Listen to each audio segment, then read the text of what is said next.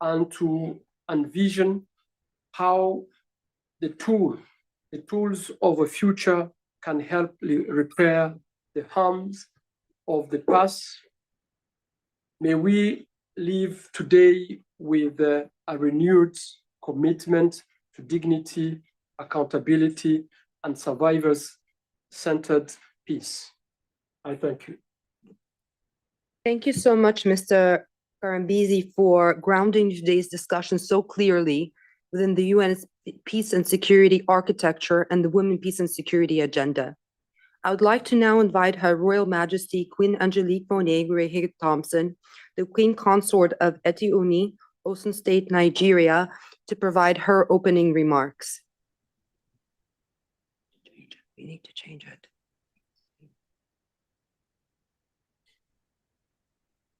Your Excellency, distinguished guests, speakers, delegates, partners, and friends, I am honored today to speak on this International Day for the Elimination of Violence Against Women.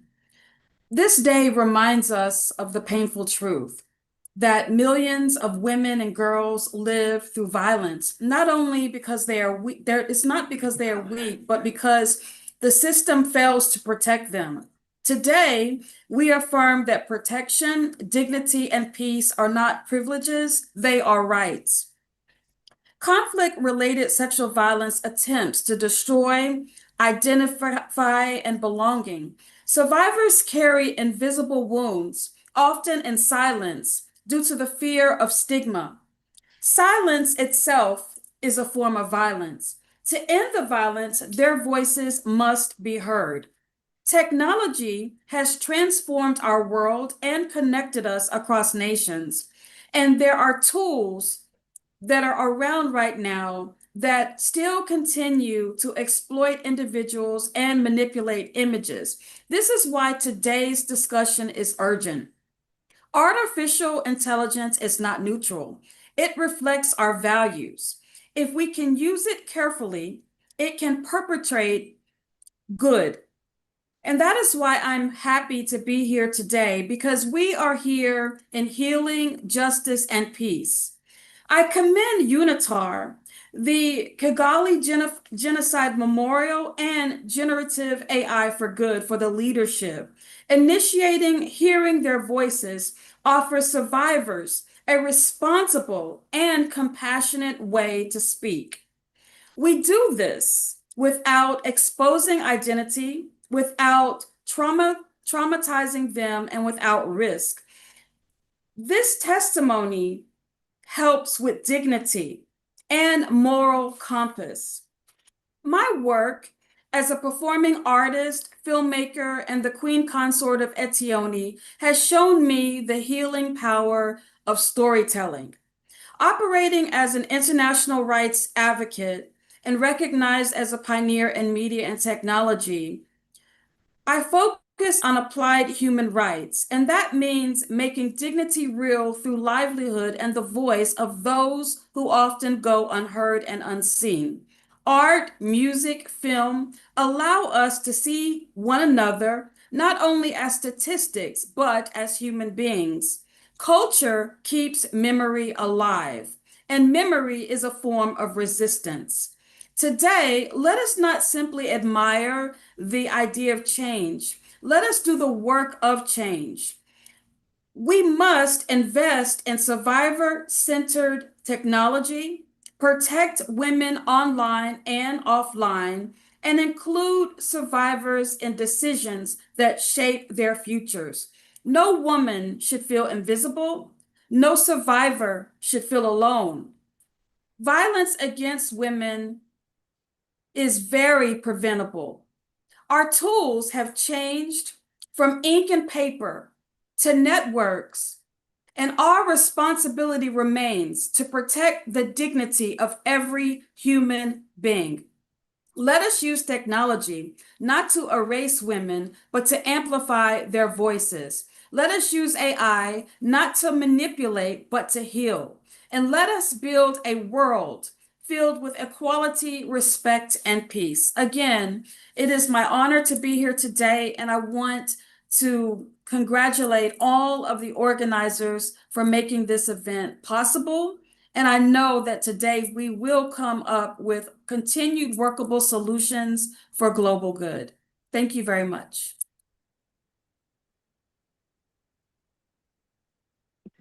Thank you very much, Your Royal Majesty, for lending your voice to this very important issue. We now turn to moral leadership and lived experience voices that remind us what is at stake beyond policy and institutions. It is my deep honor to welcome the spiritual leader of the Druze community, Sheikh Mufaq Tarif, for our keynote address, which will be also translated from Arabic to English.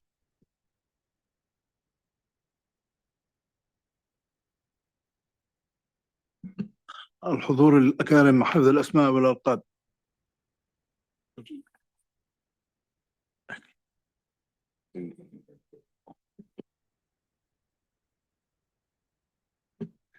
In the name of God, the most compassionate, the most merciful, dear guests, with full respect to all titles and ranks. أقف اليوم أمامكم حاملا صدى مئات الآلاف من إخوتي وأخواتي من أبناء الطائفة الدرزية من السويداء المحزونة المنكوبة. Today I stand before you, carrying the echo of hundreds of thousands of my brothers and sisters from the soulful and afflicted city of Sweden, sons and daughters of the Druze community. عبر صوتي المجروح هذا تنطق حناجر طائفة الموحدين الدروز التي لا تزال تصرخ وتنادي وتشكو وسط صحراء قافلة من الصمت الدولي المخيف. Through my wounded voice, the cries of the Druze community and other minorities speak voices that continue to call out, to plead, and to protest amid the desert of frightening international silence. أتحدث إليكم اليوم نيابة عن المقهورين والمظلومين القابعين تحت وطأة الإرهاب الذي أحرق البيوت والمسنين واغتصب النساء وقتل الأطفال وأباد كل معالم الحياة وفرص النجاة. I speak to you today on behalf of the oppressed, those who live under the weight of terrorism that burned houses and the elderly, raped women, killed children, and erased every sign of life and every chance of survival.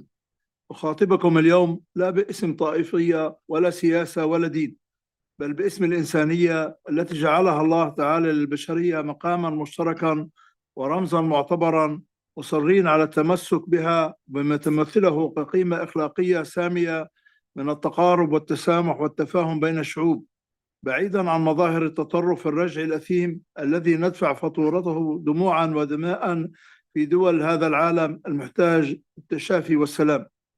I address you today not in the name of sect, politics, or religion, but in the name of humanity, humanity that God has granted us as shared and sacred value for all people, humanity that we insist on upholding as a noble moral principle of closeness, tolerance, and understanding between nations, far from the aggressive extremism whose cost we continue to pay in tears and blood across the world, leaning for healing and peace.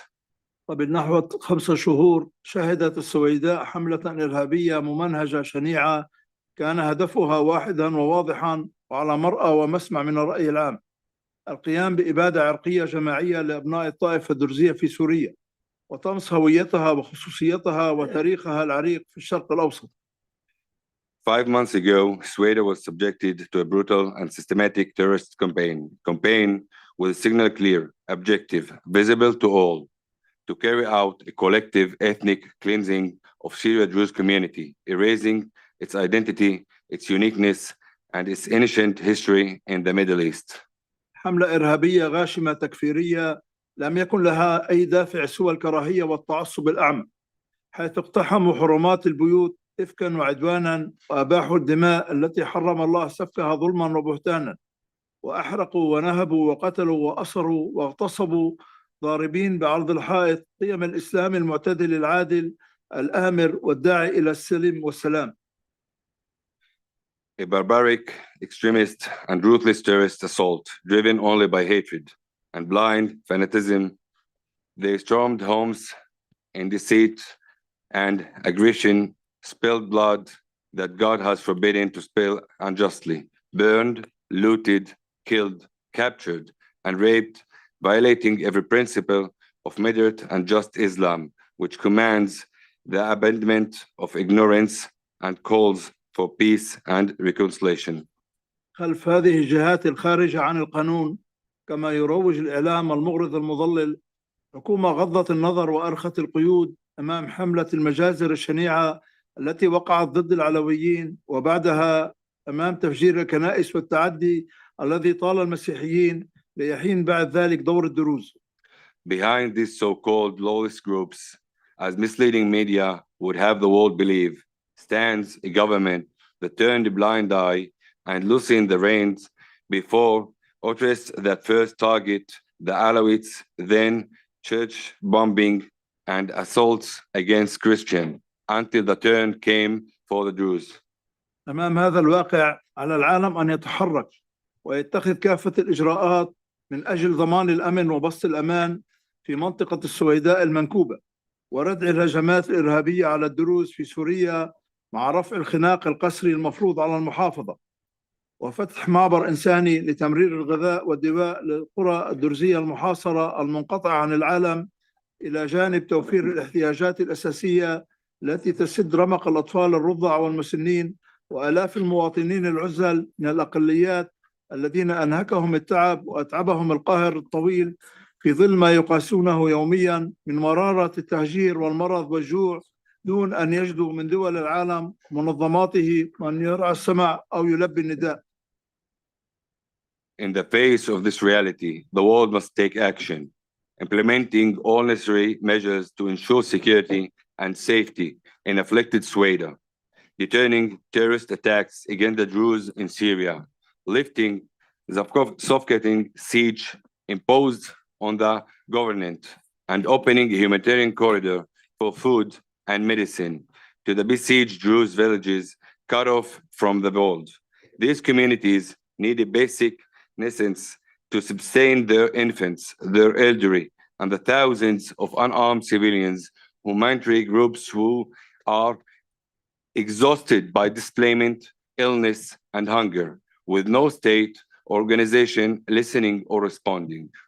ولأن العالم يجب أن يسمع ويعلم ليتعلم، جئناكم اليوم بأدلة وشهادات حية توثق ما تعرضت له بناتنا وأعراضنا من الموحدات الشريفات من آثار التعديات الجنسية الفاحشة التي اعتمدها الإرهابيون كأداة قمع وعنف وإذلال، قاموا من خلالها بهتك أعراض الفتيات والنساء العزل في عقر البيوت ليقتادوا بعضا منهن بالخطف كسبايا مباحات دون رقيب أو حسيب.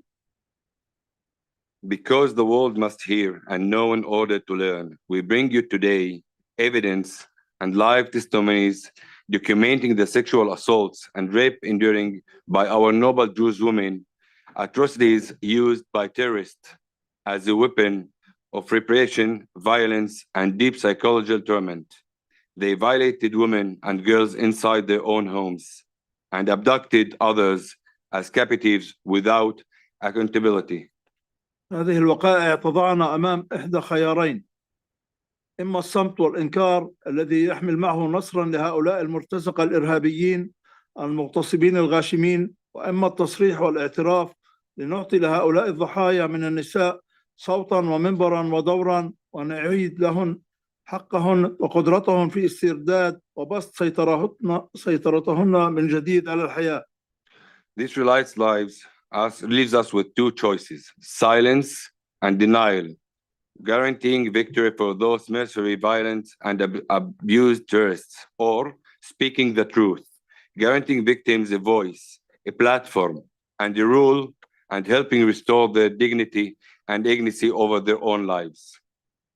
نختار اليوم ومن منطلق الواجب والأخلاق والمسؤولية أن نكون من الذين يختارون البوح الشافي على الصمت، ويفضلون العطف والتقبل على اللوم والتذنيب، لنزيح عن أكتاف هؤلاء الضحايا آثار اللوم ومزاعم الإثم ووصمة العار، معلقين إياها على جبين الجنات الذين هم وحدهم أهل الخزي الذميم والعار القبيح. Today, out of duty, ethics, and responsibility, we choose disclosure over silence, compassion and acceptance over blame and shame. We lift from our survivors the burden of stigma and false guilt, placing it where it belongs, on the foreheads of the criminals who alone carry disgrace. عبر تسخير لتكنولوجيا الذكاء الاصطناعي الحديثة بما فيها من قدرات مبتكرة وريادية، سنعطي اليوم لضحايانا من النساء اللواتي كنا حتى اليوم مجرد عدد أو معطي إحصائي صورة حاضرة وصوتا واضحا يسردن من خلاله قصة ما ألم بهن من عنف واعتداءات. محولات هذا الابتكار التكنولوجي إلى ابتكار أخلاقي رفيع يساهم في رفع سقف التوعية والوعي ويتيح الفرصة أمام الضحايا الناجيات للتعبير عن أنفسهن دون توتر أو مهابة. Through innovative and responsible use of modern artificial intelligence technologies, we give our women survivors who until today were reduced to numbers in actual presence and a clear voice to narrate what they endured. This technological innovation becomes a moral innovation, advancing awareness and enabling survivors to speak freely without fear. هذه الأصوات والشهادات التي تسمع اليوم للمرة الأولى هي بداية المسيرة نحو العدالة، والرسالة الواضحة التي نقدمها اليوم خارجا للمجتمع العالمي بدوله ومنظماته وداخليا لنا كطائفة تواجه للمرة الأولى في تاريخها المعاصر مثل هذا النوع الساقط من الإرهاب الجنسي والانتقامي. These voices and testimonies heard today for the first time mark the beginning of the path toward the justice we seek, both as a message to the international community and as a message to ourselves, as a community facing for the first time in its modern history this aberrant form of retaliatory sexual terrorism. لأنفسنا نقول لقد آن الأوان لنا أن نقلب الدفة ونتبنى مع ضحايانا الناجيات خطابا ونهجا جديدا يعترف بهن كمن يحملن أثقال الحقيقة ويشكلن الشهادة الصادقة القاطعة على جرائم الحرب التي شهدتها الطائفة الدرزية في سوريا على يد الإرهاب. To ourselves we say, the time has come to change course, to adopt with our survivors a new language and a new approach, one that recognizes them as the bearers of the truth and as the witnesses to the war crimes committed against Syria Jewish community. لقد آن الأوان أن نخرج هؤلاء الضحايا الناجيات من عتمة الخجل إلى ضوء الحقيقة، مستمعين إلى ما يسردنا على أسماعنا من صوت مخنوق دفين يحتاج لكسر سلاسل الصمت من أجل التعافي. The time has come to bring our survivors out of the darkness of shame and into the light of truth, to listen to their suffocated voices that must break the chains of silence in order to heal.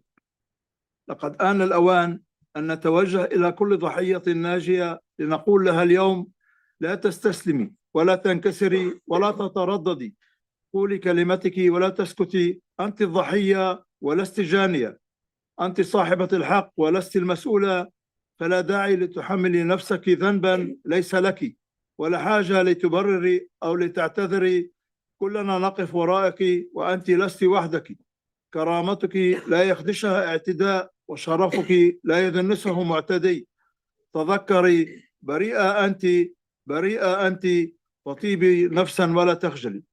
The time has come to say to every survivor, do not surrender, do not break, do not hesitate, speak your truth and do not remain silent. You are the victim, not the abuser. You hold the right, you are not the one to be blamed. You carry no shame, you owe no apology. We all stand behind you, you are not alone. Your dignity cannot be violated by any attacker. Your honor cannot be tarnished by any crime committed against you. Remember, you are innocent. Do not be ashamed.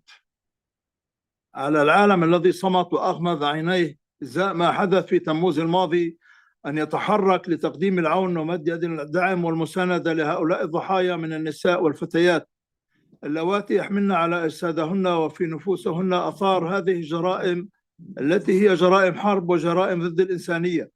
ويحتاجنا اليوم إلى وضع خطة عمل شاملة للعلاج والتأهيل على كافة الأصعدة غير مكتفيات بكلمات الشجب وخطابات التنديد. The world, which remained silent and shut its eyes to what occurred last July, must now take action, must extend tangible support to these survivors who carry on their bodies and in their souls the marks of crimes that constitute war crimes and crimes against humanity. The urgent needs a comprehensive framework for treatment and rehabilitation, not merely statements of condemnation.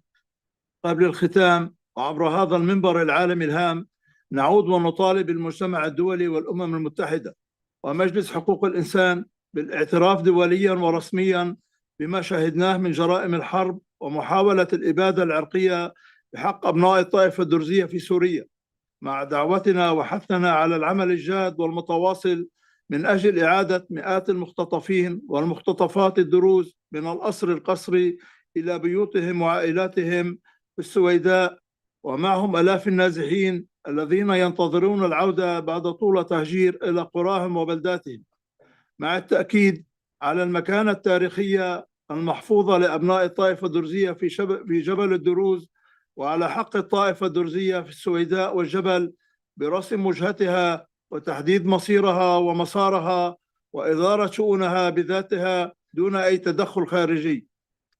From this important global platform, we once again call on the international communities, the United Nations, and the Human Rights Council to formally recognize the war crimes and attempted ethnic cleanings committed against the Druze community in Syria. We call for serious and continuous efforts to secure the release and safe return of hundreds of abducted Druze men and women, along with thousands of displaced who await their return to their villages and towns. We reframe the historical and rightful place of the Druze in Jabal Druze and their right in Sweden and mountain to determine their own path, future, and governance without external interference. في الختام نرفع الصلاة ونكرر الدعاء من أجل شفاء جرحى القلوب والنفوس والأجساد الذين يحلمون آملين مثلنا بعالم يسوده السلام والوئام ونتنقل فيه بحرية بين الدول والأوطان حاملين أهم هوية وجواز سفر على غلافه مكتوب أنا إنسان أنا إنسان.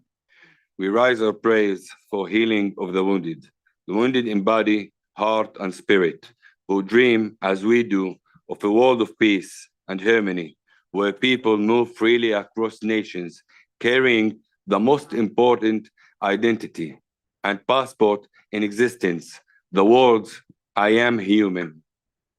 مقدرين لكم حسن الدعوة للمشاركة في هذا الاجتماع، شاكرين لكم طيب الحضور والاستماع. السلام عليكم ورحمة الله وبركاته. We express our gratitude for your invitation to participate in this meeting. Thank you for your presence and your attention.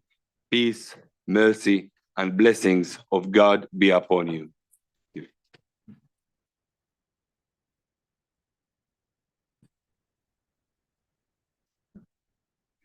Thank you, Sheikh Tarif, for that deeply moving and principled call for justice, protection, and the dignity of survivors.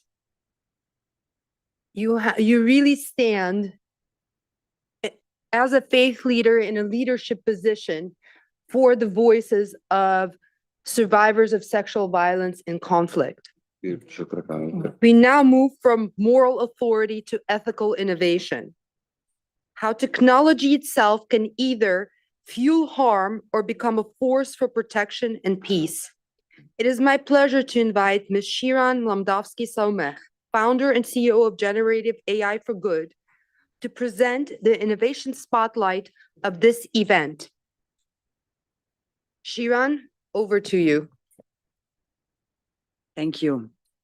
Your Excellencies, distinguished partners, survivors leaders, and advocates, and a special thanks to the Sheikh Tarif for being the voice for the Druze community and for women in conflict, and also advocate of the ethical use of AI for amplify the voices of survivors. Today we stand at a crossroad between silence and voice, between technology as a weapon and technology as a shield. First of all, I want to thank our partners who made this moment possible. UNITAR, for your unwavering commitment to peace and human dignity. The Kigali Genocide Memorial, for teaching the world that memory is an act of resistance. And Tatiana Kotarenko, for your guidance and professionalism. Last but not least, to our creative lead, Tal Harari, who created the impossible with this very, very sensitive video that you are all about to see shortly. A few years ago, we were all curious about the AI, like Alice in Wonderland. Now we're deep in the rabbit hole, unsure how it will shape humanity. But today, I didn't come to talk about risk and the fear. I came to talk about how amazing this technology can be. The same technology used for harmful deepfakes can also foster good and amplify the voiceless. I've experienced firsthand how this technology, when used in a responsible and professional way, can increase empathy and give voice to the silence and have a positive effect of life-saving matters. Conflict-related sexual violence is one of the most unreported crimes in human history, not because it's not exist, but because the world made it speaking impossible. Taboo, stigma, shame, and fear silence survivors. When a survivor face become her vulnerability, speaking becomes act of danger. In that silence, abusers go free, policies remain unchanged, and the world move on, making it the perfect crime. We've seen how AI can harm, deepfake that violate and surveil, but technology mirrors our choices. The same tool that weaponize can also protect and empower. At Generative AI for Good, we have proven this. We've built our work on cross-sector collaboration because real change happens where tech companies, civil society, and public institutes work together. Through those partnerships, we amplify dozens of silenced voices, reach over 50 million people globally, and presented our work in the UN, NATO, March of the Living IRA, and many more international forums. We have partnered with Microsoft, Meta, UN Women, receiving recognition for responsible innovation. But what matters most is raising awareness, creating empathy, and driving action on life-saving issues. Hearing their voices, ask radical question. What if survivors could speak without being seen? What if they could reclaim their stories without sacrificing their safety? Using ethical AI, we have created a shield, a digital presence that protects identity while preserving truth. AI-based avatar and voices that carry testimony without exposing the witness. For too long, conflict-related sexual violence has remained hidden behind stigma, fear, and the lack of justice. Survivors have endured what no human should, their body turned into battlefield. Now, the race to reclaim their voices and dignity. Behind the reports and statistics are real people. Each lived peaceful, full life, until one day, everything turned into a nightmare. What's terrifying most is that can happen to anyone, anywhere, as I witnessed in my own home with my own people. The video you are about to see brings together 5 brave voices that represent many other globally, just the tip of the iceberg. Fauzia, Noor, Chen, Marie, Oksana, they survived the impossible and today seek justice and fight for truth. 5 women across 5 conflicts, spanning decades and continents, yet their stories shared horrific similarities. The same crime used the weapon of war, the same silence imposed by shame and fear, and now the same courage to speak. Each survivor choose how to tell her story, some with their own face and voice, others through a shield of AI protection. In addition, this technology does something we didn't expect. It's make those stories accessible. It served as the mediator between the real person and the audience. When content is less confronting, it's reach wider audience, it's become shareable, it's become education, it's become impossible to ignore. As part of this initiative, we've established new standards in AI ethics through dedicated icons that identify AI-generated characters, AI-generated audio, lip sync technology, and identity protection. Those build trust and prove that transparency and protection can coexist. We cannot do this alone. We need collaboration across sectors. Survivors, your story matters. You can now share it safely. Tech companies, explore with us how AI can be deployed responsibly for humanity as protectors, not just innovators. Organizations and decision makers in this room and beyond. Join us, bring verified testimony and share it worldwide. Help us scale this movement. When one testimony is heard, others come forward and start healing. Justice begins to shift. This work requires technology, partnerships, and collective courage. We have them all here today. Now we need you to join our journey. This movement of responsible AI fosters good. Survivors are ready to speak. Now the question is, are we ready to act? Thank you. Now let's hear their voices.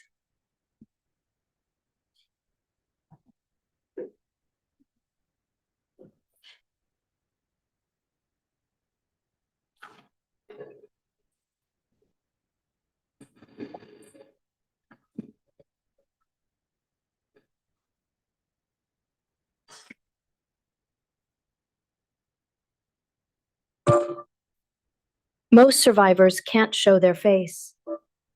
For the first time, they don't have to. With AI, we protect them while still letting them be seen. Some chose to speak openly, others stay hidden. Every story deserves to be heard safely, loudly, through us. This is their voice.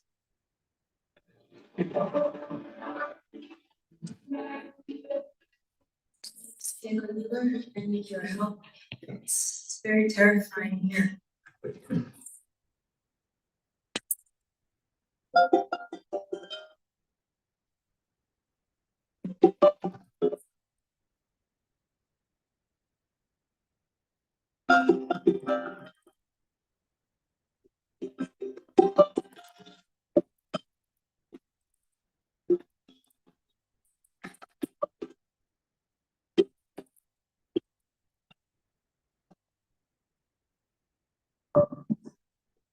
عمري 14 سنة، ففاتوا علينا وبلشوا يهددونا. كانوا سوريين ومكتوب على عدلاتهم الأمن العام. جا فات واحد داعشي هو ما ملثم ومبينين غير عيونه.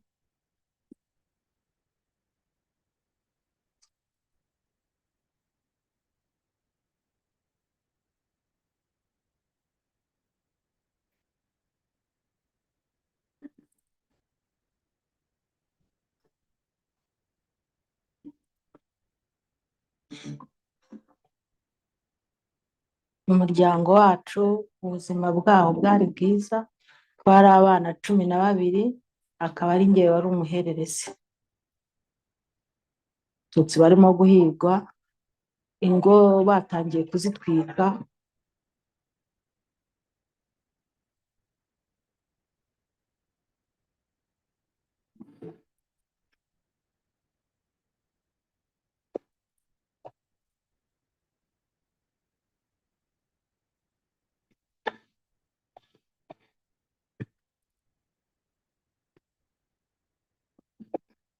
Ми щойно приїхали із відпустки, і на другий день почалася окупація.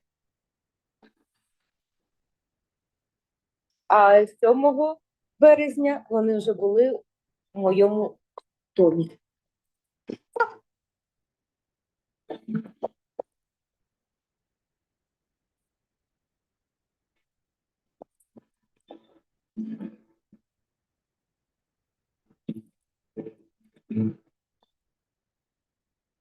كنت 10 سنين، كنت 9 فترة. احنا كنا عارفين إنه راح يهجموا دواعش، بس ما كنا عارفين في أي يوم. كنا نايمين في الساعة تقريبا 1 في الليل أو بين 1 و2 صار إطلاق نار،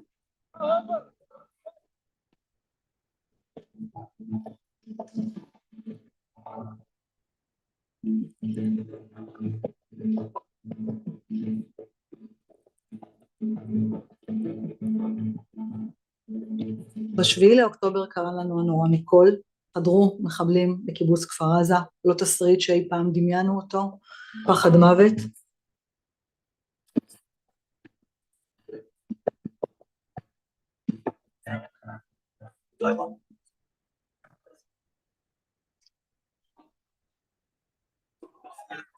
byari biteye ubwoba aho nagize ubwoba aho maze kubonera aho abantu bakubiswe barimo kuza, aho abantu barashwe amaguru barimo kuza.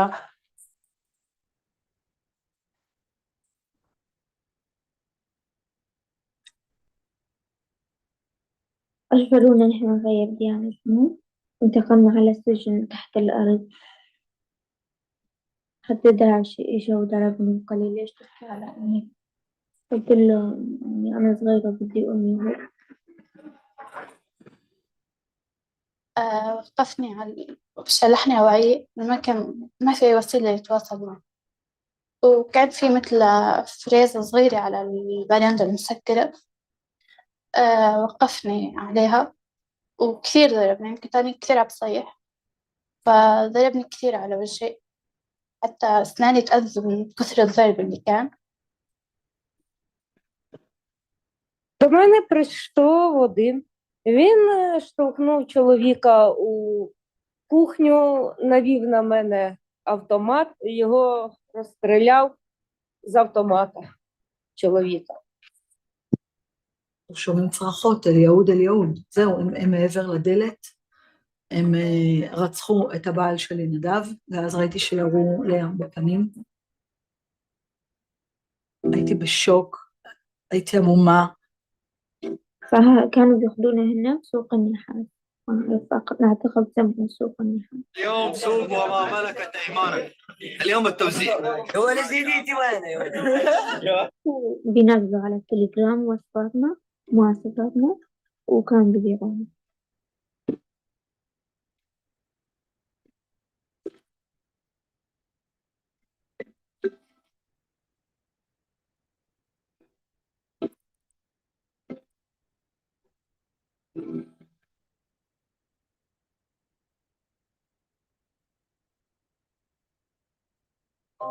אנחנו עוברים את הגדר, ואנחנו בעזה. וכשהגענו למנהרה ופגשנו 6 ישראליות, אז הבנו שחלק פגעו בתקיפות מיניות אכזריות. Заставили роздітись і почав гвалтувати. وقفني على الفريزة وحاول يغتصبني، حاولت أن أقاوم بس صار يأذيني كثير صار يضربني. بعد ما غبت عن الوعي صحيت على حالي، يعني إني مغتصبني، صحيت على الوجع، صحيت على كل دم، ما كنت أقدر أمشي. bakaturongora bakatusambanya, babaga ari benshi, si umwe si babiri, kandi byabaga buri munsi. Ubwo kandi nari mfite inda navanye i Kabgayi.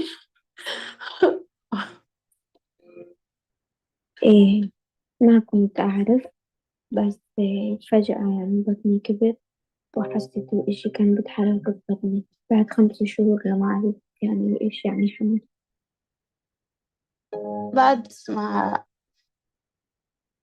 اغتصبني طلع لبرا، في فوق 20 شخص بالبيت عم يهددوا أهلي وهيك، بدي يبين يعني.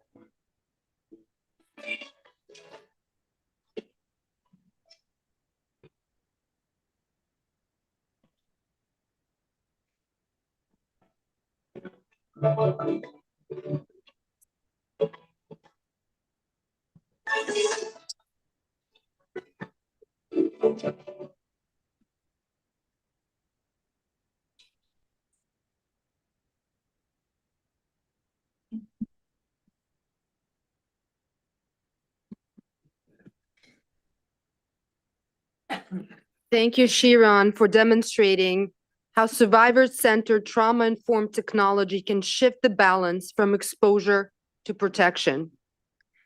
We now turn to our high-level panel discussion. This panel brings together political leadership, survivor advocacy, legal accountability, civil society, and state responsibility to examine how we respond collectively to conflict-related sexual violence in the digital age. Each panelist will be invited to respond to questions.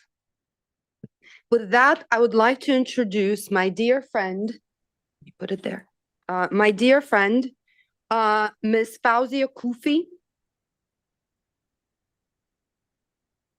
to respond to the following question.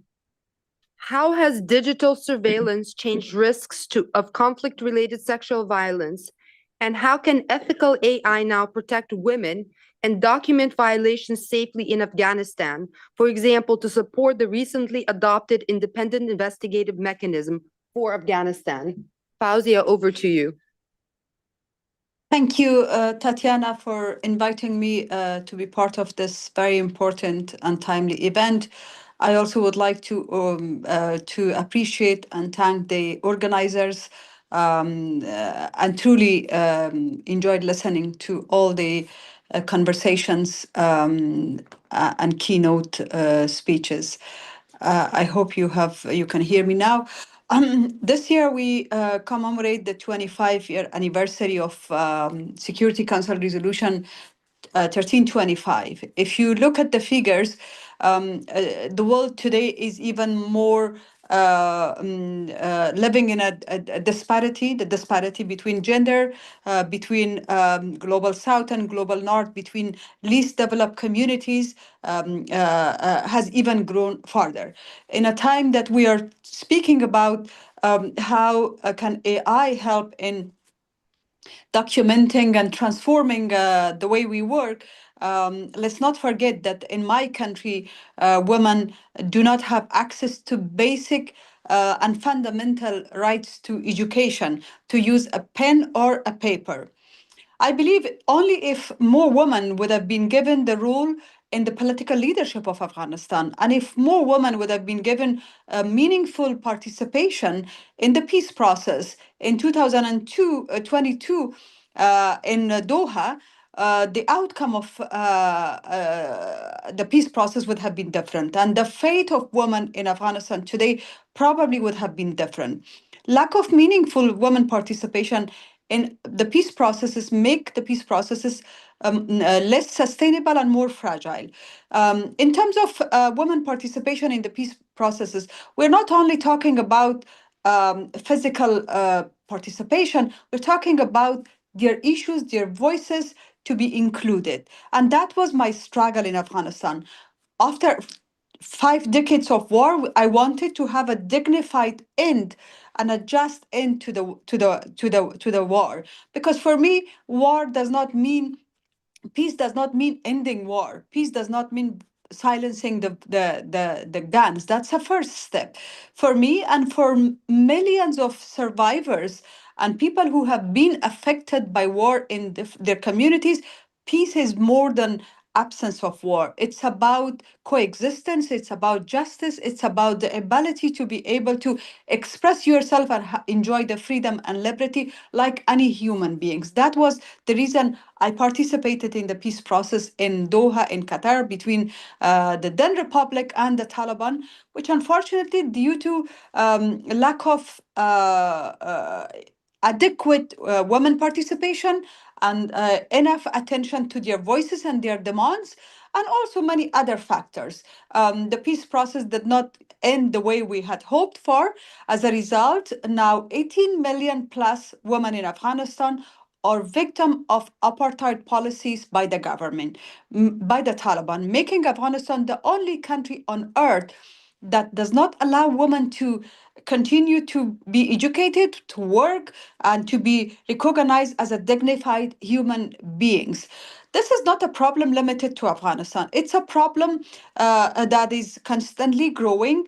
We see there are more and more women that are being used as a weapon of war. Not only their bodies are used as a weapon of war, but their rights are used as a political bargaining. So therefore, it's time for us to also think innovatively and see how we can ensure that the victims' voices, the survivor voices, are there on the table. Only with inclusion of those voices, we can make a sustainable a peace process. Peace is not just a trading away of rights by signing a political agreement. As somebody who has grown up in war and was born in war, I understand the value of peace. But also we must make sure that it's a positive peace, not a negative peace. Because what we experience today in Afghanistan definitely is a negative peace, impacting the life of 40 million people back home. So today, we must use innovative ways to ensure that women who feel under house arrest by the Taliban, their voices are included, that internationally accountability mechanisms respond to their need. There is already a growing decline over the internationally recognized mechanisms such as the ICG, the ICC, the UN. We know that there is a decline on the trust of people over multilateralism. Therefore, the multilateral organizations need to make sure that they protect the voice of those voiceless. And that's why the investigative mechanism that was recently adopted by the Human Rights Council, thanks to all those countries who sponsored it, championed it, and voted for this mechanism, opens a way for ending culture of impunity, because we must end the culture of impunity, and we must not normalize discrimination on the basis of gender, religion, race, or any other particularities that we had no choice to choose them, but it was God's given particularities to us. We are being punished for that. I never choose to be a woman, but I'm proud to be a woman. Back home in my country, my sisters are being suppressed, amount to gender persecution for their gender. Do we have a global responsibility to protect the voiceless? Yes, we should, before it actually gets to our borders. Therefore, AI can play an important role. Although access to internet is another challenge in our parts of the world, not only in Afghanistan, but in many countries that experience dictators, they don't want the ordinary people to connect. Recently, probably you have heard that the Taliban in Afghanistan announced a blackout of internet. They disconnected internet for 3 days. So people in Afghanistan had no access to internet. Can you imagine in 21st century in my country, a group that their policies actually contradicts my religion, their policies are against Islam, deprive population on the basis of what they believe Islamic principles are, which are not true principles of Islam, and the world is silent because we think this is domestic policy of a country. Since when, my question is, that these suppressions all of a sudden become domestic policies? There is a universal declaration of human rights that we must all protect and respect. And therefore, my plea is that now we have the mechanisms. We must make sure that these mechanisms work and people trust them. Using AI or any other tool that is available, we must bring and uplift these voices before it's too late, before we experience another 9/11. I thank you for the opportunity.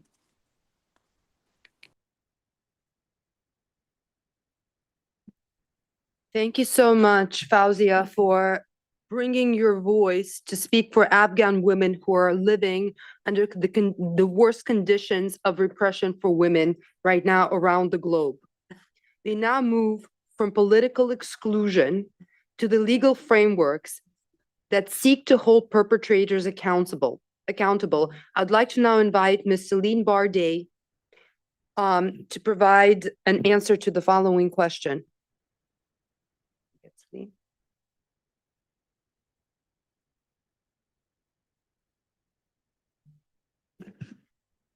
Good afternoon. Celine, how can AI-based documentation strengthen universal jurisdiction cases while preserving evidentiary integrity? Thank you. First of all, thank you very much for this invitation. And I'm sorry I cannot be sitting with you today.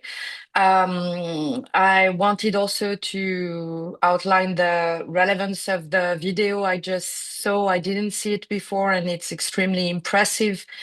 And I'm the founder of We Are Not Weapons of War, which is an NGO dedicated to conflict-related sexual violence. And, you know, the voices of survivor is a big challenge, and it's also extremely important to hear them. So I find this exploration of using AI to enable those voices to be heard extremely interesting. Now, coming to my subject, you have to know also that my organization developed a digital tool called Backup that is used to facilitate documentation, enable survivors to provide their testimonies and element of evidence, and it enables us also to better identify them and provide them with the support they want. And why I'm mentioning that, it's because in all of this, AI is, you know, a tool. Tech is a tool, AI is a tool. But just before getting into this, let's remind us that those are tools that are part of, you know, what we want to do or what we want to achieve. And I always say, those are not solutions. They can be part of a solution, but we have to be aware that this is not as itself a solution, and that we have to be also, of course, careful on how we use it and with which purpose, especially when we touch upon, you know, survivor of mass exaction or crimes. But for instance, we are using AI, and we are really at the beginning, because this tool has a part where survivors and witnesses can, you know, send the element of evidence and testimony and etc. But on the other side, we have what we call back office, and back office is actually what receive those elements. So where the AI comes into this, it comes into this because we have a part that is learning AI, which means that you will have an analyst that is going to analyze and, you know, tidy up those cases and looking for what is needed more, etc. Okay, check and corroborate. And the learning AI is going to learn from that. And then when I said AI is not a solution, in my opinion, but a tool, it's because there AI is going to learn from what the analyst is doing, and then it's going to help us to do it better, faster, you know, and sometimes even better, you know. So that's one thing. The second use of AI we have, and that's where I will come with the relevance when it comes to justice, because this is what I'm working on, is that we can build, I mean, not me, you know, I'm a pro lawyer, I'm not a tech person, but AI will help us through API and to go and look at what is on OSINT, like what is publicly available, and bring them in our back office element that would help cooperate testimonies. And why? And of course, it can do it, you know, much faster and much better, because as poor human being we are, it takes time to, you know, look for things. And why it is important, especially when it comes to CRSV survivor, for example, you do know that I was about to say, for such a strange reason, because I'm asked a lot this question, but honestly, I never found the right answer why sexual violence is always the crime that we put in question. and not others. I have always wondered about that, but especially because it is still the case, the more we can corroborate the testimony we have, the solider we are, and so all of this is extremely useful for justice. Why? Because it helps us to better prepare legal cases where with a kind of faster and bigger capacity. As I said, we are at the beginning of that, because to have AI developed and be a better tool, we need more and more data. So our tool is being deployed. It's the beginning. We have different pilot phases, including in Ukraine.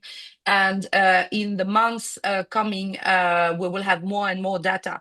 So, and the interest of that, that goes a little bit beyond AI, Tatiana, when you ask the question, is that we are also using what we call blockchain. And why it is important? Because on a very practical manner, you have a case and then you have a survivor. I can talk about North Nigeria right now. I just was reading one testimony we received like an hour ago. Okay, she will give her testimony, element of evidence. Okay, she will tell a story. And so we preserve that. And when we have checked that, because we work, of course, with people on the field, then we have all of that checked, done, corroborated, and etc.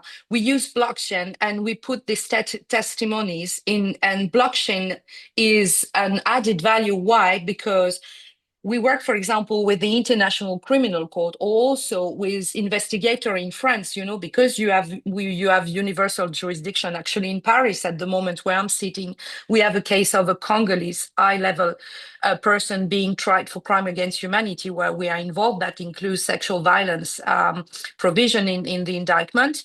And when we have that, and when we will have an investigator or juge d'instruction in France, investigative judge, who will ask for this testimony, we can show him that if we got this testimony, let's say 3 years ago, nothing has been modified.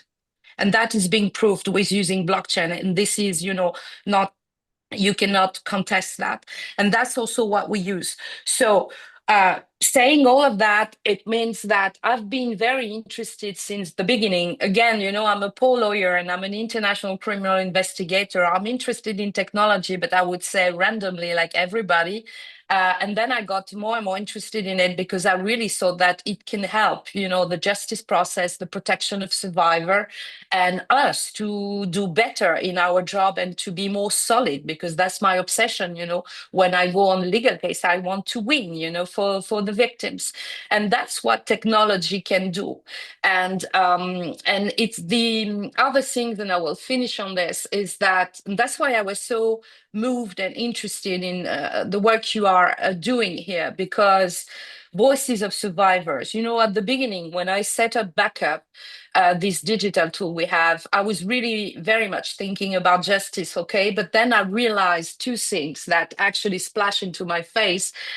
First, the survivors were telling me, we feel so, good because we can tell our story safely and without any intermediary.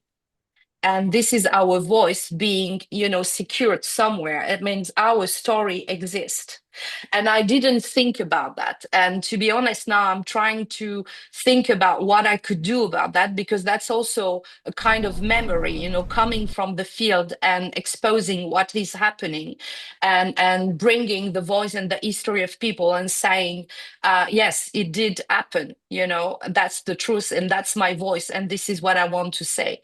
And the second thing that is quite interesting with this tool is that it allows us to little by little, assess and screen, so to speak, the scope of conflict-related sexual violence. I was also very interested with this video, starting with the number of women that find themselves in a conflict. I don't know if you know, but until now, there is no global study on conflict-related sexual violence. My organization have been asking for resources to conduct it. And I always think, well, that says a lot, that this is a part that we don't want to look at because we don't know the precise scope, the modus operandi, and also who rape.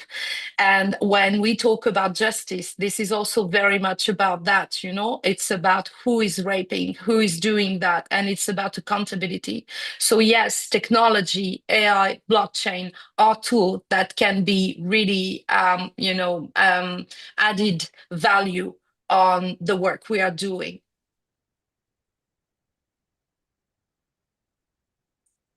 Thank you so much, Celine, for bringing into this conversation the legal realities of evidence prosecution and survivor protection. We now shift to Ruchira Gupta, who's been doing incredible work on protecting women and children around the world. And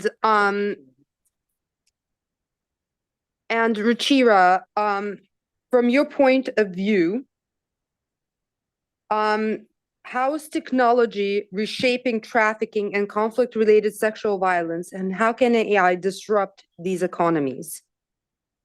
Thank you, Tatiana, and thank you, UNITAR, for hosting this incredibly important conversation at this moment in our history when the world is in such a state of flux.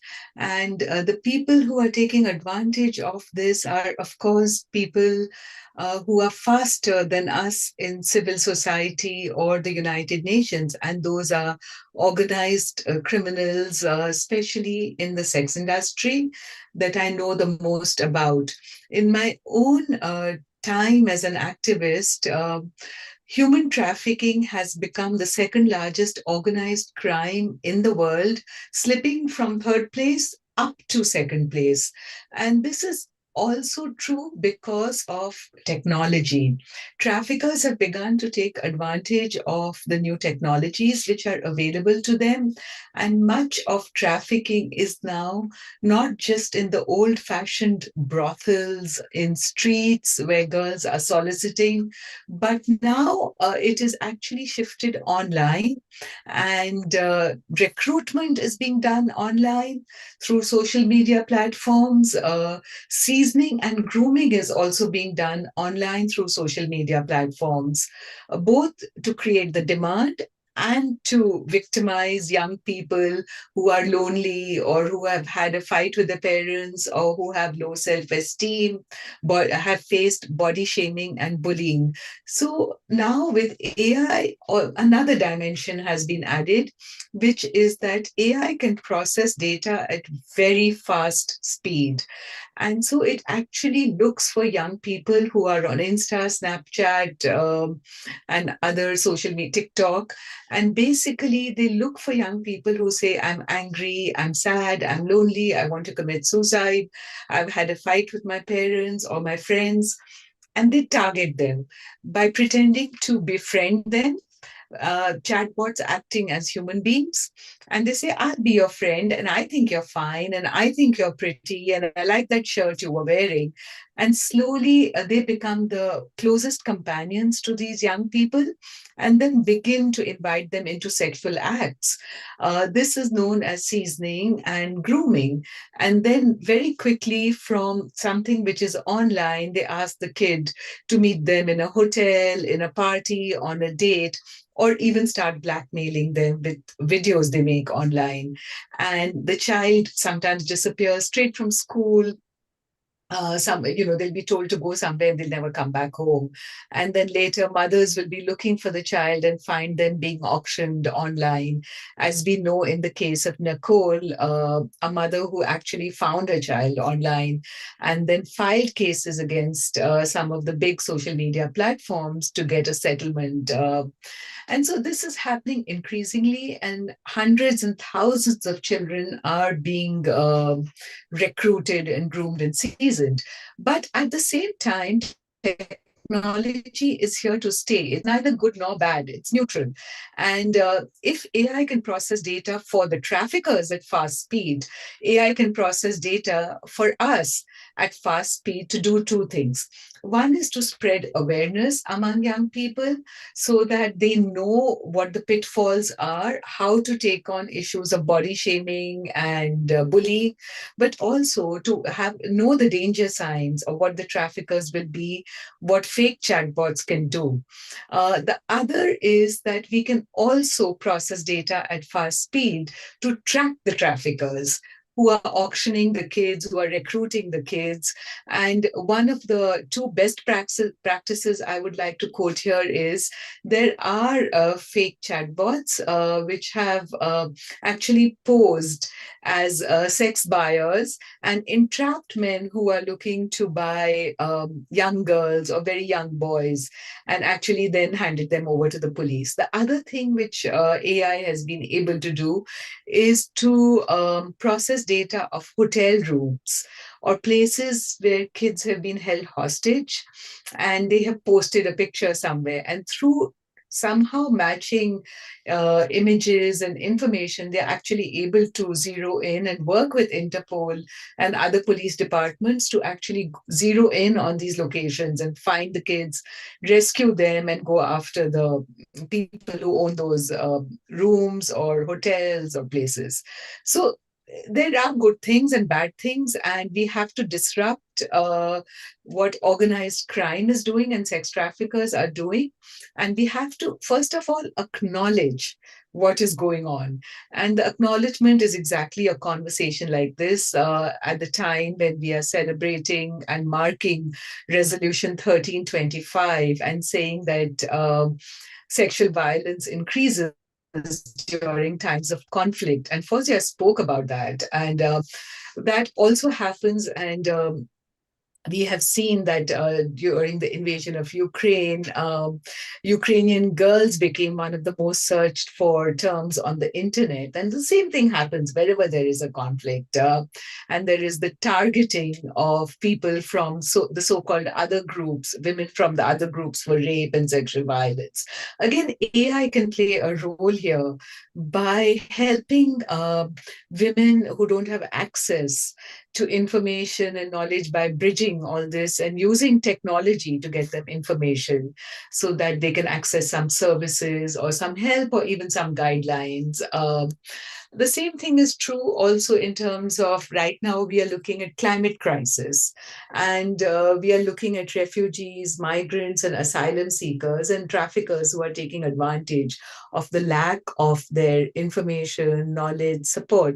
And AI and technology can actually teach them how to migrate safely, how to do it in a way which traffickers cannot take advantage of.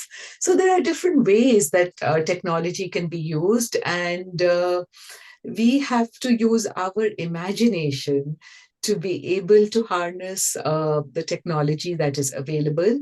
And Shiran, of course, has shown us another best practice in how we can create avatars and give voice to the people who are silenced, and through that create awareness. So these are the main things I would say in answer to your question, Tatiana, for now. And happy to answer any more questions. Thank you so much, Ruchira.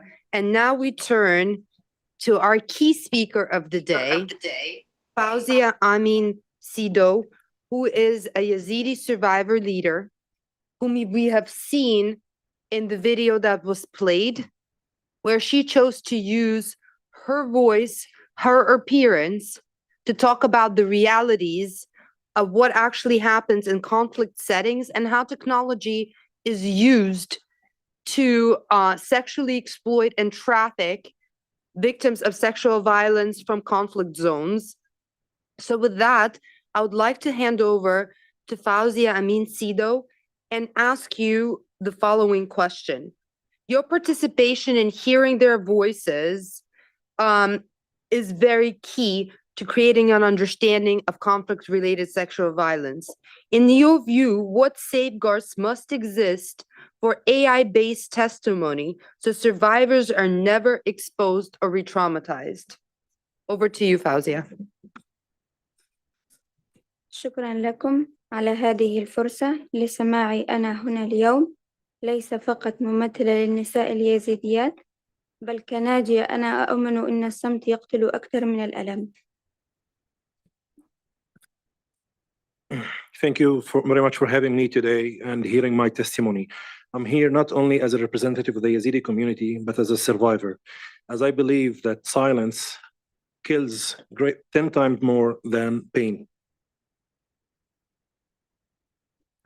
الضمانات اللازمة للشهادة المعتمدة على الذكاء الاصطناعي لكي تكون الشهادة آمنة لا بد أولا الموافقة المطلقة وتحكم الناجيين الكامل.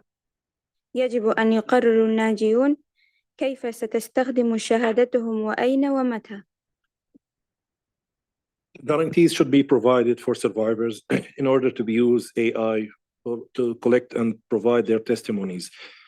First and most important thing that consent should be given for the survivors, how and in which manner their testimony should be used, when and where. It cannot be the approval cannot be a one-time thing, but it should be an ongoing, revocable consent and built on a complete and full understanding of the situation. Tatiana, back to you. And just as a reminder, because we are here and we are going to respect a survivor leader, please do not take pictures without her permission, and please do not post any pictures of her without her permission. So this is very, very important, and I would like to remind everyone in the room to adhere to these rules. I know that Fauzia has a statement to make, so I would like to give the floor back to Fauzia to make her statement, which I think is going to be very compelling to all of you.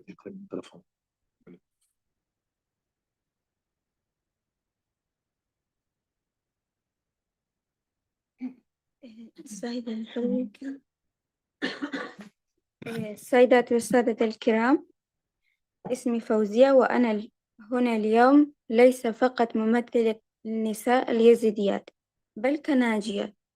Ladies and gentlemen, everyone, guests in the room, my name is Fauzia and I'm here not only as a Yazidi woman, but as a survivor. أنا امرأة مريت بتجربة وحاولت أن تكسر جسدي وروحي، لكنني واقفة أمامكم اليوم لأقول لكم شيئا واحدا.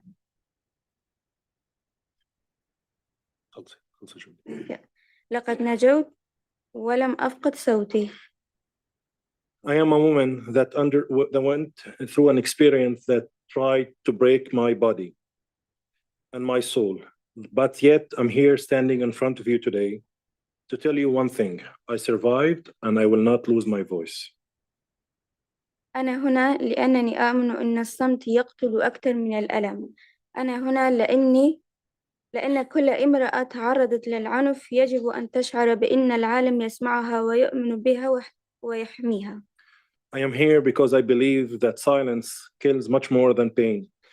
I am here because every woman that suffered from violence should feel that the world can hear her and hear her voice, believes in her, and provides her the safety that she needs. لقد نجوت من جريمة حاولت أن تأخذ مني حياتي ومستقبلي، لكنها لم تستطع أن تأخذ إنسانيتي.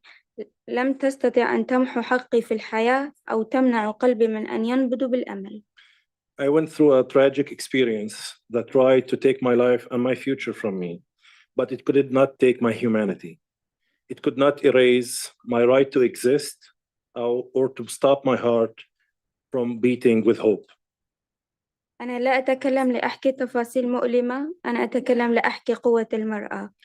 I'm not here to speak about harsh testimonies of hard stories, but I'm here to speak about the strength of a woman. أتكلم لأقول لكل ناجية: أنت لست مذنبة، أنت قوية، أنت لست منكسرة، أنت ناجية، أنت لست صامتة، صوتك حق. I'm here to tell every survivor, you are not to be blamed, you are strong. You are not broken, you are a survivor.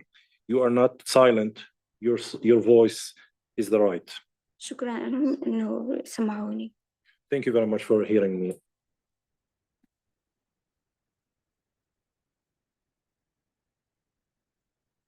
Thank you so much, Fauzia, for your courage and for standing as an example for a voice that can be used to speak for yourself, but also for others who have experienced this horrific pain, but who also use it to change the world. With that, I would like to move towards the closing part of our event and invite Ambassador Feza Urgeni Bakurumutsa of Rwanda to provide her remarks. Thank the you so ambassador much. Can you hear me, Madam Moderator? Yes, we can hear you. Thank you so much for allowing me to speak. Excellencies, distinguished ladies and gentlemen, I first want to express gratitude and sincere thanks for Madame Fazia for finding the courage to address us, and we really appreciate her moving words. Thank you so much. I want to also express my sincere appreciation to UNITAR, the Kigali Genocide Memorial, and Generative AI for Good for convening this very timely dialogue, especially within the 16 Days of Activism. This discussion places survivors at the center where they really belong. For Rwanda, this is an important conversation. 31 years ago, during the 1994 genocide against the Tutsi, unspeakable things happened on women, children, using sexual violence as a weapon. Today, in our region and at our borders, inside the Democratic Republic of Congo, one of the panelists mentioned earlier, conflict-related sexual violence remain widespread, fueled by more than 260 illegal armed groups, including the FDLR. The reason why I mention this is because the senior commanders of this armed group are Rwandans who orchestrated, planned, and executed the 1994 genocide against the Tutsi. So it's something that's still present in our region, and we want to ensure that this brutal tactics of terror is completely eradicated once and for all. And having everyone at the table, both government, NGOs, and all the tech experts, and especially and most of all, putting survivors at the center of this discussion and our communities, this is the only way we can try to find ways to mitigate, heal, and continue to bring resilience to the survivors. So for just to share quite a bit of what has been happening in Rwanda, we have a Ministry of Unity and Civic Engagement who has as a mandate to evaluate and assess the unity and reconciliation taking place in the social national fabric of our population and society. Within that, they do that with research, with awareness, engagement. And one of the research that was published recently, it's called the National Unity Barometer. It found that 92% of respondents affirmed that genocide survivors had forgiven perpetrators to some degree. Yet forgiveness is not simple. What you might be able to do is provide forgiveness in order to heal yourself. And it's clear in the research because it goes on to explain that 48% believe that wounds from the genocide had not fully healed. And 60% of survivors consider their trauma as a major barrier to resilience. What we want to add to the discussion, and many things had been shared, Her Royal Majesty mentioned that AI can reflect our values. Sheikh Mufti mentioned that AI advances awareness for prevention and being able to provide survivors a platform to speak. Madame Fazia mentioned inclusive response that ensures that survivors have positive peace in the society. I can go on. I've taken notes, as you can imagine. One of the things that we want to also ensure the conversation captures is AI for an ability to prevent. Prevention is very key. And how do we prevent? It's not, it's enabling not losing the history that we already have seen. The capacity to ensure that survivors have their information and their stories captured and not forgotten. So I don't want to be long-winded, but this is a very important conversation for us. And I really hope that this is only the beginning and we can harness AI really to have empathy and have responsibility in the collective commitment to prevent conflict-related sexual violence. Thank you so very much for the time and the attention. Thank you, Madam Ambassador, for your comments and inputs, and a good summary of key statements made by our esteemed speakers today. Now, I would like to invite Freddie Mutanguha, who is Aegis Trust and Director of Kigali Genocide Memorial, who is one of the co-organizers of this event, for his closing remarks. Over to you, Freddie.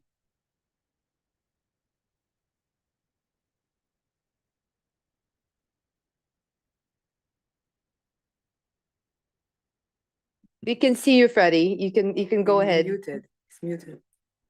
Please unmute yourself. I'm sorry, I was muted, and sorry for that. Excellencies, distinguished guests, colleagues, and friends.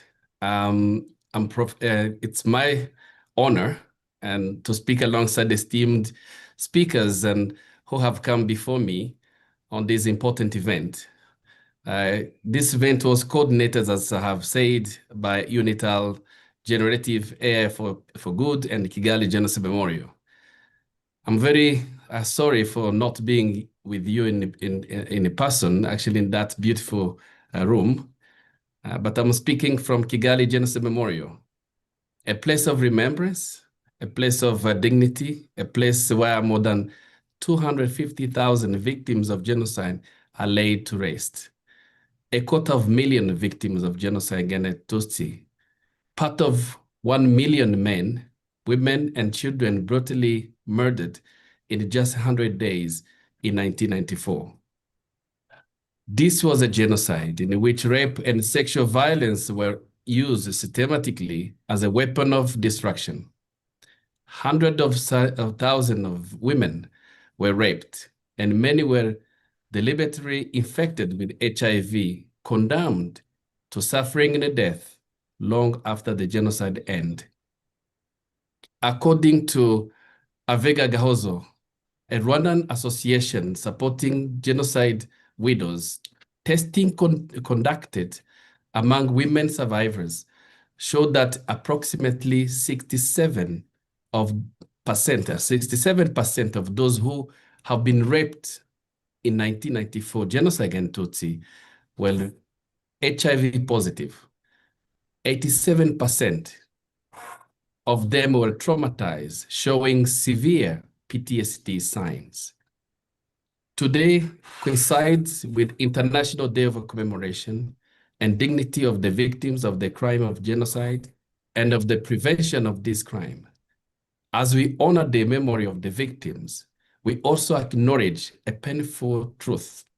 Despite the effort of the international community, thousands of women and girls around the world continue to be subjected to sexual violence in the conflict. This demands an renewed, coordinated, and unwavering commitment to prevention. Because this crime is not inevitable, they are preventable. In this spirit, I would like to express my deep appreciation to Generative AI for Good, which has taken the powerful initiative to use technology to give voice to women survivors of sexual violence, women who for too long have been unheard. Through innovation, they help bringing survivors' messages to global leaders, urging action to ensure such atrocities never happen again. We also commend the ongoing 16 days of activism against gender-based violence, a movement that continues to shine in light on these urges, need to protections, justice, and accountability. As we remember, we must act. As we honor the victims, we must reaffirm our shared responsibility to prevent the crimes of genocide and to uphold the dignity of every human being. So thank you very much. As we are closing this event, I want to thank you for your attention. Thank you. Thank you so much, Freddie, for reminding us that memory is not only about the past, it is responsibility to the future.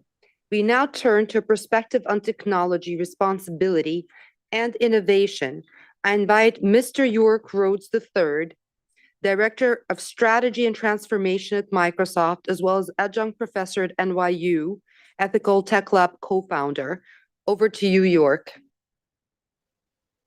Thank you very much for having me for a few minutes of closing commentary on such a meaningful occasion with amazing, courageous storytelling. A number of comments that were made today really resonate with how we think about technology, both in my work at Microsoft as well as in my work in the Ethical Tech Co-Lab at the Center for Global Affairs at NYU. Technology is not a solution.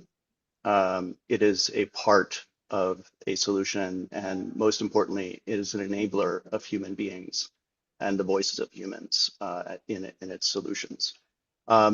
It can also be used as a tool and a weapon. Very poignantly, Brad Smith from Microsoft wrote a book called Tools and Weapons, very specifically to highlight this point, and is really incumbent upon us as ethical practitioners to look at the tools and ensure that we understand how they can be used as weapons, and how do we promote the usage of good to bring survivor stories to fore, for example. This is pretty important as we think about every wave of innovation and every wave of technology where there are new capabilities. As mentioned today already, we've spoken about AI and the various ways that that can accelerate good opportunities. It can also accelerate weapon-based opportunities, which we see in particular in exploitation of women, as well as things like cybersecurity attacks that are happening prevalently with the usage of technology. This is not new for AI. It has been a problem throughout history long before technology looked like AI looks today. And so that's also important to keep in mind is the struggle of good and evil has always been there. We as technologists who deeply understand how the technology works obviously have an additional responsibility to think broadly about how we can use technology for good, and how do we prevent some of the bad uses of technology. I heard today some interesting commentary that was very much aligned with my multiple innovation journeys. I've actually been involved with blockchain since 2015.